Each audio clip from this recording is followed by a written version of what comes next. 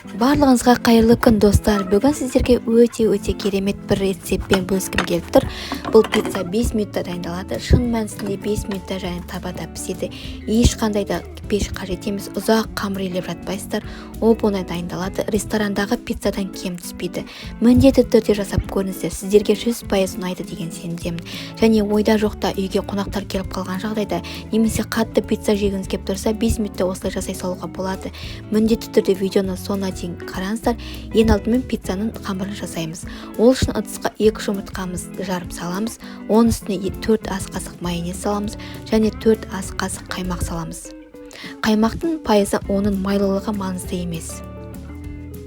Енді дәміне қарай тұз салып, шамалы шым тұз салып араластырамыз.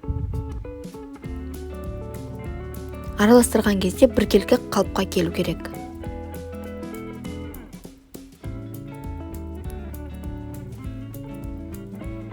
Енді 9 ас қасық ұн саламыз. Тағы да жақсылап араластырамыз. Біздің қамырымыз дайын. Қамырымыздың құймақ сияқты болады, несі? Қамыры. Міне дайын болды.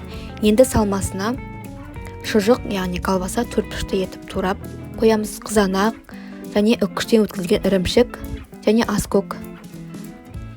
Енді пиццамызды пісіруді бастаймыз. Міндетті түрде табаны қыздырып алу керек. Сұйық маймен жағып, енді қамырды құйып, жайып шығамыз жан-жағына жеткізіп. Қамырымызды жақсылап салдық, жайып шықтық. Енді оның үстіне кетчуп пен майонез салып, кесечканың көмегімен жағып шығамыз. Қасықпен жақсаңыздар да болады.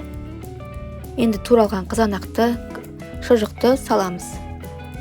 Одан кейін үккіштен өткізілген ірімшікті сеуіп, бетіне аскөкті қойып,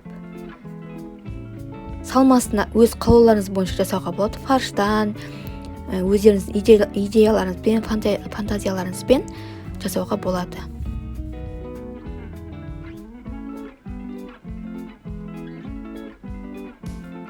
Енді қақпағын жауып, орташа отта 5-6 минутта пісіріп аламыз. Қамырдың піскенін шетінен көтеріп қарасаңыздар болады. Міндетті түрде жасап көріңіздер. Міне пиццамыз дайын болды. Өте дәмді, ерекше болып шығады.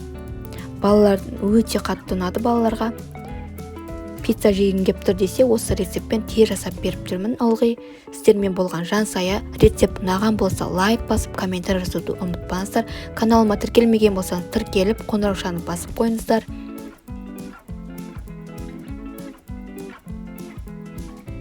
Келесі менің видео рецептін кездескенше сау болыңыздар.